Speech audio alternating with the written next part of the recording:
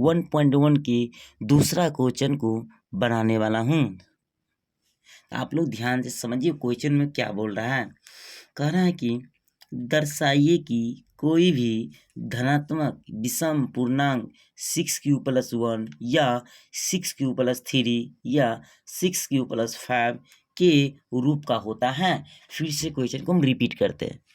कह रहा है कि दर्शाइए कि कोई भी धनात्मक विषम पूर्णांक 6q+1 या 6q+3 या 6q+5 के रूप का होता है। तो सबसे पहले समझते हैं कि 6q+1 क्या होता है, 6q+3 क्या होता है, 6q+5 क्या होता है। तो हम सबसे पहले इसको हम साइड में लिख लेते हैं। क्या करते हैं, साइड में लिख लेते हैं।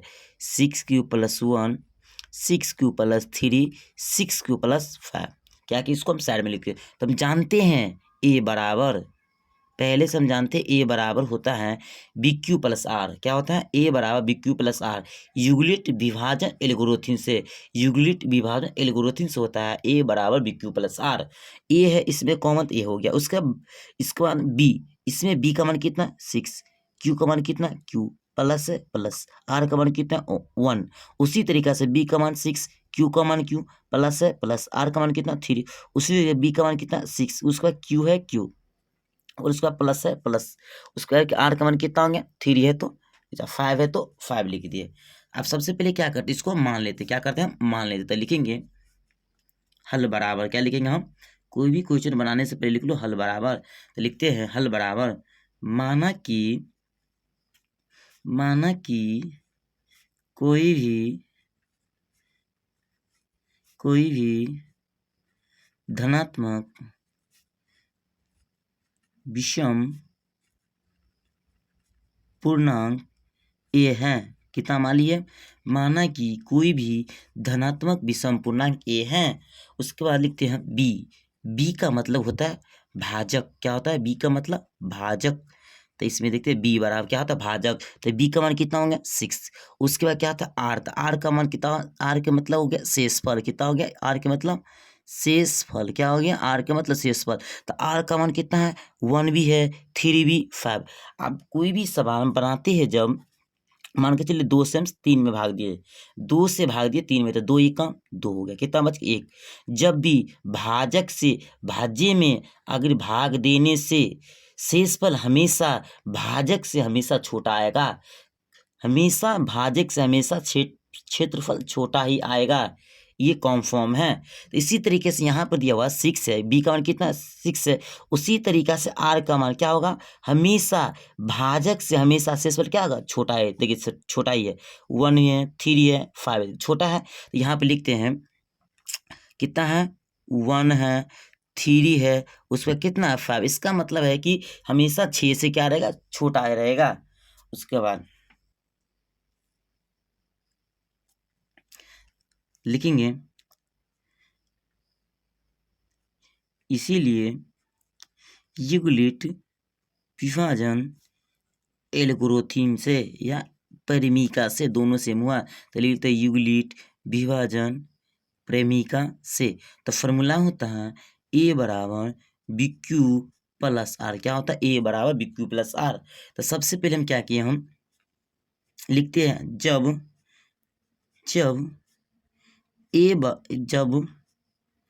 आर बराबर हम 0 रखेंगे, आर बराबर क्या रखते हैं हम 0, तब क्या होता है देखते हैं हम। तो लिखेंगे तब, तो क्या होता है ए बराबर BQ+R। ये होता है फॉर्मूला यूक्लिड एल्गोरिथम से। तो ए है तो ए रहेगा, बी का मान कितना है 6 है तो 6, उसके बाद इंटू, उसके बाद क्यू का मान कितना है, क्यू का मान क्यू है, उसका प्लस है प्लस, आर का मान कितना है 0, तो लिखेंगे 0। तो इसका मतलब कितना 6q+6q कितना है 6। अब हम क्या करते, आर का मान क्या करते 1 रखते, कितना करते 1। तो फिर क्या हो जाएगा, बी का मान 6 है, बी का मान 6, क्यू का मान कितना है क्यू, उसका प्लस है प्लस, आर का मान कितना हो गया 1, तो लिखेंगे 1। तो गुना के कितना आएगा 6q+1, तो लिखते हैं 6q+1। उसी तरीके से आप क्या करते हैं, आर का मान कितना ले तो 2 ले लेते हैं। तो क्या हो जाएगा 6 है तो 6 से हो जाएगा बी के जगह, क्यू का मान तो क्यू है, आर की कहाँ, आर कितना हो जाएगा यहाँ पर 2 है, आर का मान तो यहाँ भी कितना हो जाएगा 2, तो हो जाएगा 6 के क्यू से कहते हैं 6q प्लस से प्लस 2 है तो 2। उसी तरीका से हम क्या करते हैं आर का मान 3 ले लेते हैं। तो क्या हो जाएगा बी का मान 6 है, फिर क्यू तो क्यू का मान क्यू, उसके बाद आर का मान कितना है 6, तो कितना हो जाएगा 6 प्लस 3। उसी तरीका से आर का मान क्या करते हैं हम 4 ले लेते हैं, कितना नहीं तो 4 ले लेते हैं, तो क्या हो जाएगा 6, बी का मान 6 है, क्यू का मान क्यू है, आर के मान कितना हो गया 4, तो 4 तो गुना के तो 6 प्लस कितना हो जाएगा 4। उसी तरीका से अब आर का मान कितना ले लेते हैं 5 ले लेते हैं, तो कितना आ जाएगा बी का मान तो बी है, बी का मान 6 है, उसका क्यू का मान क्यू है, आर का मान कितना ले ले 5, तो गुना करते हैं 6 प्लस कितना हो जाएगा 5 हो जाएगा।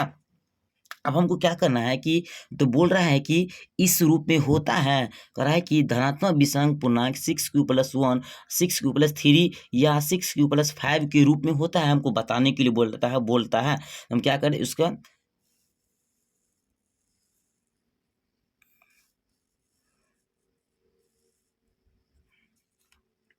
क्या करते हैं इसको हम बनाते हैं, आप लाइन ध्यान से आप देखते रहिए। तो लिखेंगे अतः लिखेंगे इसमें हमको क्या करना है विषम धनात्मक पूर्णांक ज्ञात करना है। तो सबसे पहले देखेंगे कि इसमें कितना 6 विषम सम है, तो ये नहीं होगा। उसके बाद क्या है 6 सम है, मगर इसमें कितना जोड़ेंगे 1 जोड़ेंगे कितना होगा विषम हो जाएगा, तो हमको विषम में चाहिए, तो क्या हो जाएगा विषम हो गया। उसी तरीका से ये हो जाएगा सम और ये हो जाएगा ये सम ये भी सम, तो जोड़ेंगे तो कितना होगा 8 हो जाएगा। 8 सम संख्या, तो ये क्या होगा नहीं होगा। उसका 6 3 9, तो 9 को 9 क्या है विषम है, तो ये भी क्या हो जाएगा ये भी हो जाएगा। उसका 6 4 10, तो क्या हो गया सम, तो ये सम होगा तो नहीं होगा। उसका कितना 6 5 11, उसके बाद 6 5 11 विषम है, तो क्या होगा ये हो जाएगा। तो लिखेंगे अतः कोई भी धनात्मक विषम पूर्णांक का रूप 6 प्लस 1 या 6 प्लस 3 या 6 प्लस 5 के रूप का होता है। आशा करते हैं कि आप लोगों को वीडियो बहुत ही अच्छा लगा होगा।